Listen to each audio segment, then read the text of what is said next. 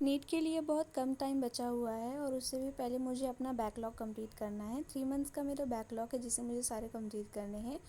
और उससे पहले मैं ये बता दूं कि अभी तक मेरा सिर्फ़ और सिर्फ मैं कह सकती हूँ कि 30 या 40% ही सिलेबस मेरा कंप्लीट हुआ होगा, जो कि बायोलॉजी में, फिज़िक्स और केमिस्ट्री में मेरी बिल्कुल भी नहीं हुई है। तो मुझे पहले फ़िज़िक्स और केमिस्ट्री अपनी करनी होगी और मैं बायोलॉजी को छोड़ नहीं सकती, तो इसलिए मुझे फिज़िक्स केमिस्ट्री बायो अब सब साथ में लेके चलना होगा। एक तरह से अगर देखा जाए तो हमारे पास अब सिर्फ 6 मंथ रह गए हैं, क्योंकि अब नवंबर आने वाला है। नवंबर, दिसंबर, जनवरी, फरवरी, मार्च, अप्रैल और मई में तो पेपर ही है। तो एक तरह से सिर्फ 6 महीने रह गए हैं आपके पास, और उस 6 महीने में आपको अच्छी तरह से प्रैक्टिस भी करनी है, रिवीजन भी करना है, नोट्स भी बनाने हैं, लेक्चर भी कंप्लीट करना है, डीपीपी भी करना है, एनसीईआरटी भी रीड करना है। तो क्या ये सारी चीज़ें कर पाना पॉसिबल होगा? तो मैंने क्या सोचा है कि मैं सबसे पहले एक एक लेक्चर्स कंप्लीट करूँगी, फिर उसके नोट्स रिवाइज़ करूँगी, फिर डीपीपी करूँगी, ताकि मेरा एक रूटीन बन जाए कि मुझे कैसे करना है और कैसे मुझे फॉलो करना है। तो इसकी वजह से मैंने इस तरह से स्टार्ट किया हुआ है। और मुझे ये भी था कि मेरा क्या होता है कि मैं क्वेश्चंस में बहुत ज़्यादा फंस जाती हूँ। जैसा कि अभी आप देखोगे कि मैं कुछ डीपीपी के क्वेश्चंस बहुत सारे गलत करने वाली हूँ, क्योंकि मैं कई कई सारे डीपीपी क्वेश्चंस में फंस जाती हूँ। एक्चुअली मैं 2 ऑप्शंस में फंस जाती हूँ, तो उसके बारे में बाद में बात करते हैं। पहले ये कि अभी ज़्यादा सिलेबस मेरा कंप्लीट नहीं हुआ है, बहुत सारी चीज़ें मेरी बैकलॉग है, उसे पहले मुझे कवर करना पड़ेगा।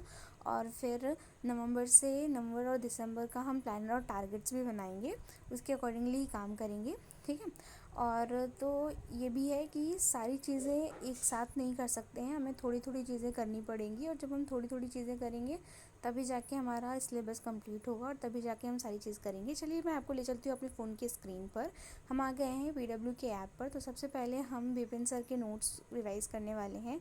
चैप्टर नंबर है anatomy of flying plants, lecture number 1।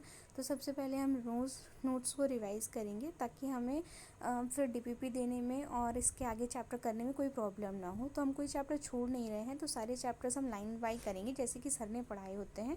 तो हमने नोट्स किए, और इस नोट्स के बाद जितने सारे नोट्स बनाए उसके एनसीईआरटी भी कराई थी और उसके क्वेश्चंस भी साथ में लगवाए थे। तो नोट जैसा कि हो गया है हमारा। अब हम सेकेंड मैं क्या सोच रही थी कि इसके फर्स्ट लेक्चर हो गए हैं, इसका मैंने लेक्चर देख लिया था, नोट्स कर लिया था, और डीपीपी अभी नहीं करेंगे हम सॉल्व। पहले हम कट्टर नीट 2026 वाला जो है उसे कंप्लीट करेंगे, क्योंकि इसमें कई सारे क्वेश्चंस थे जिसे आप पूरा एक बार देख सकते हो कि पूरे चैप्टर में क्या है। तो जितने भी मैंने अभी तक सॉल्व किए थे, इसमें कम से कम 60 थे, जिसमें से आंसर देखने के बाद मुझसे 40 बन पा रहे थे और 20 बिल्कुल भी नहीं बन पा रहे थे मुझसे। तो मैंने 20 बाद के लिए छोड़ दिए हैं, और जो चीज़ हो गया था मैंने उसमें सर्कल कर दिया है, और जो मुझे नहीं आ रहे थे उसमें मैंने क्रॉस कर दिया था। तो ये बहुत ज़्यादा था, और कुछ तो मुझे लिटरली हिंट और सोल्यूशन देखकर ही मुझे समझना पड़ा। और तो जल्दी से हमने सारा ये कंप्लीट कर लिया। फिर यहाँ पे हमने सारे क्वेश्चंस के आंसर्स हमें मिल जाते हैं कि कौन सा सही आंसर है और कौन से गलत। और इसके बाद फिर हमने हिंट और सोल्यूशन देख लिया। जैसे कि हिंट और सोल्यूशन देखने के बाद जो भी क्वेश्चंस आपसे नहीं बन रहे होते हैं, वो आप हिंट और सोल्यूशन से कंप्लीट कर सकते हो, या देख के समझ सकते हो कि इसका सही आंसर क्या हो सकता है। ओके। और जैसे जैसे ये कंप्लीट हुआ, काफ़ी ज़्यादा थे, मेरे ख्याल से 60 क्वेश्चन 70 क्वेश्चंस थे यहाँ पे, और उसको सॉल्व करने में मुझे 1 घंटे से बहुत ज़्यादा टाइम लग गया था। और उसके बाद फिर मैंने सोचा मैंने बॉटनी तो कर ली है, पर अब मैं क्या करूँगी। तो फिर मैंने सोचा कि फ़िज़िक्स करते हैं। और सबसे अच्छी बात है कि हमें इसमें short notes, mind map, PYQs, video lecture, video solutions और बहुत सारी चीज़, समरी लेक्चर्स भी मिलते हैं। तो हम आ गए हैं ये फिज़िक्स पे, यूनिट एंड डायमेंशन का एक ये शॉर्ट नोट है। शॉर्ट नोट से हम अपना यूनिट एंड डायमेंशन चैप्टर को ख़त्म करेंगे। तो सबसे पहले शॉर्ट नोट्स को अच्छी तरह से रिवाइज़ किया। ये सिर्फ 2 पेजेस का था, और 2 पेजेस में करने में भी मुझे काफ़ी टाइम लगा। मुझे लगता है 40 मिनट से ज़्यादा मुझे इसे करने में लग गया था। और फिर मैंने इसे भी कंप्लीट करने के लिए सोची, और सारा जैसे कि ये कंप्लीट हुआ, तो पहले एक पेज फिर दूसरा पेज करने में मुझे सारे चीज़ें मुझे याद थी, पर एक बार 2 बार और देखना था, कुछ कुछ चीज़ें मैं भूल जा रही थी इस वजह से। तो ये था, तो ये फिज़िक्स का हो गया। फिर अब हम चलते हैं, क्योंकि हमें एक दिन में तीनों सब्जेक्ट कंप्लीट करने होते हैं, और 6 घंटे के लेक्चर्स के बाद सेल्फ स्टडी करने के लिए बहुत कम टाइम बचता है। और फिर हम आ गए हैं बेसिक मैथ्स के ऊपर, कि हम बेसिक मैथ्स में रोज़ रोज़ क्या करती हूँ, 2-2 3-3 पेजेस करती हूँ, जिससे कि मेरे बेसिक मैथ्स क्या हो जाएंगे कि स्ट्रॉन्ग हो जाएंगे और मुझे बेसिक मैथ पे ज़्यादा फोकस करने की ज़रूरत नहीं पड़ेगी। इसलिए रोज़ मैं 2 या 3 पेजेस लगाने की कोशिश करती हूँ। जो क्वेश्चन मुझे आते हैं मैं फिर भी उसे लगाने की कोशिश करती हूँ, ताकि वो चीज़ और मेरी प्रैक्टिस होती जाए। तो ये रहा बेसिक मैथ्स का पूरा। और हमने मतलब सारा का सारा नहीं कह सकती मैं कि सारा मैंने किया, पर हाँ मैंने काफ़ी सारे पेजेस थे जिसमें से मैंने 4 पेजेस कंप्लीट कर लिए थे।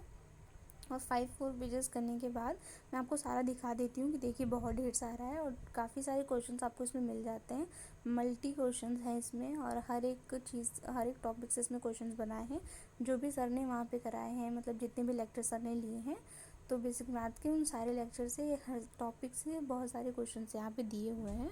और क्वेश्चंस जैसे कि आप देख सकते हो कि सारे ही होंगे, और उन क्वेश्चंस में हम क्या करते हैं कि टॉपिक वाइज क्वेश्चंस करने होते हैं हमें, तो हम टॉपिक वाइज ही क्वेश्चन करते हैं।